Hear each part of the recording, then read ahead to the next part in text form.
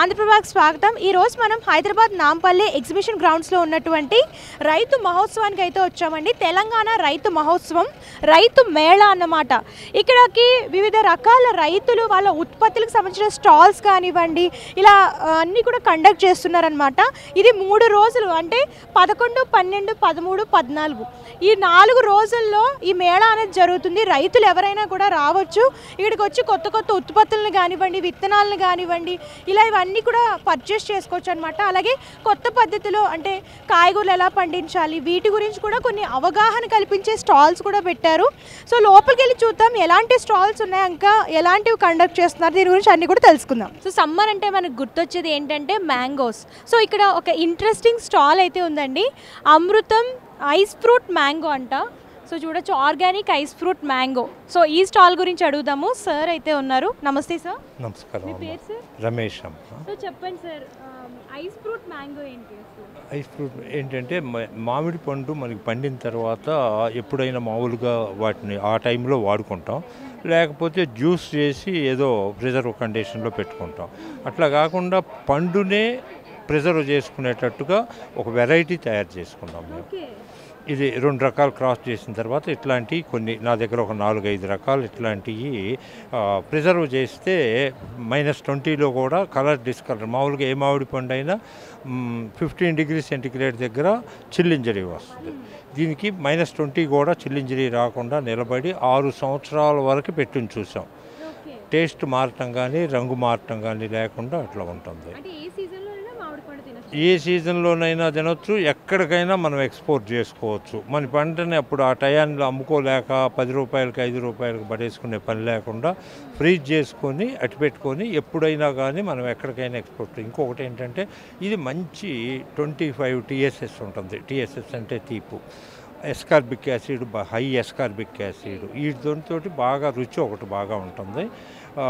పోతే పసిపిల్లల దగ్గర నుంచి ముసలాళ్ళ దాకా బాగా ఇష్టపడతారండి తినడానికి। ఇప్పుడు ప్రెసెంట్ సమ్మర్ కాబట్టి ఎక్కడ చూసినా సరే మామిడి పళ్ళే।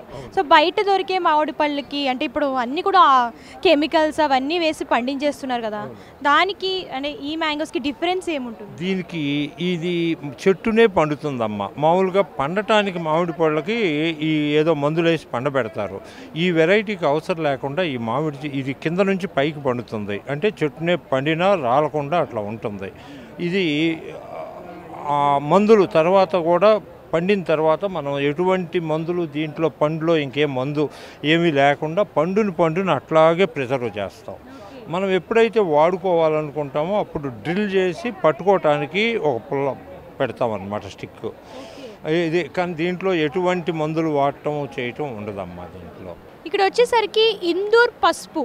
సో మీరు చూడొచ్చు, ఇక్కడ చూసుకున్నట్లయితే ఇక్కడ స్టాల్ అనేది కండక్ట్ చేస్తారు। ఇక్కడ పసుపులో వివిధ రకాలు అనేది ఇక్కడ సేల్ చేస్తున్నారు అనమాట। ఇక్కడ ఎలాంటి పసుపు దొరుకుతుంది ఏంటి అనేది సార్ని అడిగి తెలుసుకుందాం। నమస్కారం అండి। చెప్పండి సార్, మీ దగ్గర పసుపు ఏమేమి పసుపులు దొరుకుతాయి? ఎర్ర గుంటూరు ఉంటుందండి, ఒకటే నిజామాబాద్ డిస్ట్రిక్ట్ ఫేమస్ ఎర్ర గుంటూరు। దీన్ని బట్టి ఈ పసుపు నుండి తర్వాత ఇది తయారవుతుంది, తయారైన తర్వాత దీన్ని బట్టి మళ్ళీ ఉడకబెట్టి 1 వీక్ ఆరబెట్టిన తర్వాత పౌడర్ తయారు చేస్తామండి। అయితే కేంద్ర ప్రభుత్వం మొన్న అయితే ఇప్పుడు వచ్చింది, ఆల్రెడీ ఫ్యాక్టరీ కట్టాము, దాన్ని బట్టి 600 ఫార్మర్స్ మా దగ్గర మొత్తం ఏకమయ్యామండి।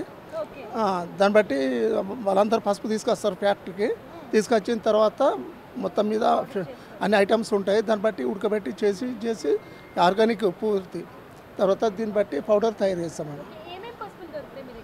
పసుపు ఒకటే రకం అండి, ఎర్ర గుంటూరు ఒకటే పసుపు, నిజామాబాద్ డిస్ట్రిక్ట్ మొత్తము ఎర్ర గుంటూరు ఒకటే ఫేమస్ ఉంది, కొన్ని సంవత్సరాల నుంచి అదే ఫేమస్ ఉంది, హైబ్రిడ్ పెద్దగా ఉంటుంది, దాన్ని బట్టి మొత్తం 9 మంత్స్లో పసుపు తయారవుతుంది. హైదరాబాద్లో ఏమైనా బ్రాంచ్ ఉందండి? బ్రాంచ్ ఏం లేదండి, ఇప్పుడిప్పుడే స్టార్ట్ అయింది కాబట్టి. ఎందుకంటే ఇక్కడ మొత్తము ఫేమస్ కావాలని చెప్పేసి, అందరికీ ప్రచారం కావాలని చెప్పేసి ఇక్కడికి వచ్చాము. ఇప్పుడే మేము కొన్ని క్వింటాలు తర్వాత పసుపు కానీ తర్వాత ఇప్పుడు పసుపు తోటలలో పెట్టడానికి ఆర్గానిక్, దాన్ని బట్టి అందరికి తెలిసినట్లుగా మేము ఇక్కడికి వచ్చామండి. కాస్ట్ ఎలా ఉంటుందండి? కాస్ట్ మొత్తం మీద ఒక క్వింటాల్కు అంటే ఇది దగ్గర 50,000 70,000 ఉంది ఉడకబెట్టింది.